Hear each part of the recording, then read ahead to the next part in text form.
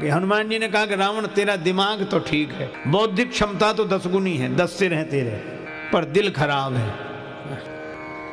अच्छा, यह समस्या बड़ी जटिल है। अगर आज भी देखो तो शिक्षा ने ऐसा कमाल किया है कि हमारी बौद्धिक प्रतिभाएं बढ़ गई हैं, हम बौद्धिक स्तर पर बहुत प्रतिभावान हो गए, इंटेलिजेंट हो गए, लेकिन समस्या यह है कि संतुलन बिगड़ गया है। बौद्धिक क्षमता तो 10 गुनी है रावण के पास, पर दिल खराब है। आज हमारा भी दिमाग तो ठीक है, दिल खराब है। समझते तो हम सही हैं।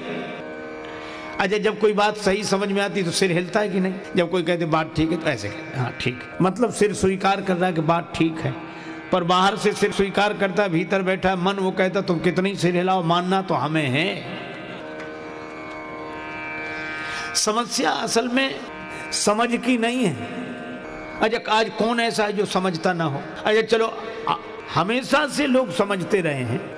अच्छा चलो आपको एक उदाहरण दूं, हित अनित पशु पक्षी जाना, पशु पक्षी भी समझते हैं। आप किसी कुत्ते को रोटी डालो, चाहे पालतू हो चाहे फालतू, प्रयोग करके देखना, गांव में प्रायः यह दृश्य दिखाई देता है। जैसे ही आप कुत्ते को रोटी डालते हो तो कुत्ता ऐसे ही रोटी नहीं खाता, पहले रोटी की तरफ देखेगा, फिर रोटी देने वाले की तरफ देखेगा, फिर 2 पांव से खड़ा हो जाएगा, फिर बैठेगा, फिर पूंछ हिलाएगा। वो अपनी तरह से धन्यवाद देता है, पूंछ हिलाकर रोटी देने वाले को कृतज्ञता के भाव से देखता है। फिर एक पांव पर रोटी रखेगा, दूसरे से दबाएगा, फिर तोड़कर खाएगा, और रोटी जहां डालोगे वहीं खाएगा। अच्छा, वही कुत्ता वही रोटी अगर चुराए तो वहीं खाएगा जहां चुराई है उसने। कभी भी देख लेना, आप रोटी डालोगे तो वहीं खाएगा जहां आपने रोटी डाली है, और रोटी अगर चुराएगा तो दुम हिलाएगा नहीं, दुम दबाएगा, और 3 मकान बाद किसी गली में छिपकर खाएगा। क्योंकि कुत्ता भी जानता है कि ये ईमानदारी की रोटी है और ये बेईमानी की रोटी है। कुत्ता भी जानता है कि ये सही है, ये गलत है। कुत्ता भी सही गलत जानता है। क्या हम सही गलत नहीं जानते? और अगर नहीं जानते तो समझाते क्यों हैं एक दूसरे को? समझते तो हम सही हैं। और सबसे बड़ी विडंबना यह है कि समझ हमारी जितनी सही होती चली जा रही है, जिंदगी उतनी ही गलत होती चली जा रही है। इसीलिए हमारे यहाँ 2 शब्द हैं। देखो, एक बात याद आ गई, भगवान श्री कृष्ण ने दुर्योधन से कहा कि पांडव संतोषी हैं, 5 गांव दे दो।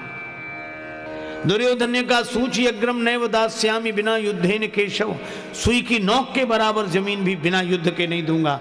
भगवान श्री कृष्ण ने कहा यह धर्म है। दुर्योधन बोला मैं कब कहता हूं कि यह धर्म है? मैं तो कह रहा हूं अधर्म है। तो जानकर अधर्म क्यों कर रहे हो? का विडंबना यही है, जानामि धर्मम न च मे प्रवृत्ति और जानामि अधर्मम न च मे निवृत्ति। केनापि देवेन हृदय स्थितेन यथा नियुक्तोस्मि तथा करोमि।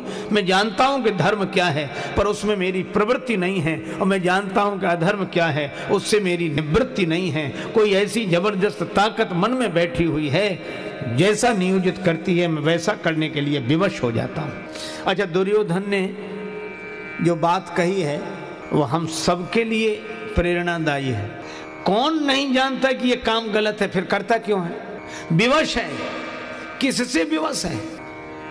दुर्योधन को भगवान श्री कृष्ण ने उत्तर नहीं दिया, अर्जुन को उत्तर दिया गीता में, और यही कहा कि प्रत्येक प्राणी अपनी प्रकृति से परवश होकर कर्म करता, विवश है। प्रकृति माने स्वभाव, हम अपने स्वभाव से मजबूर हैं। समझ तो ठीक है, समझाने वाले भी ठीक हैं, समझने वाले भी ठीक हैं, समस्या स्वभाव की है। तो ये स्वभाव बदले कैसे? अपने यहाँ 2 शब्द हैं, एक है शिक्षा और एक है दीक्षा। एक है शिक्षा और एक है दीक्षा। शिक्षा चेतन मन पर काम करती है और दीक्षा अवचेतन मन पर काम करती है। शिक्षा बुद्धि को सुधारती है, लेकिन जो दीक्षा है वह मन को बदलती है, स्वभाव को बदलती है।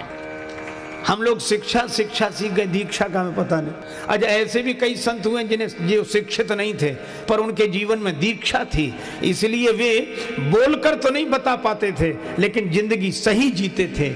और ऐसे भी हम लोग हैं जो बोलकर तो सही बताते हैं पर दीक्षा के अभाव में जिंदगी सही जी नहीं पाते हैं।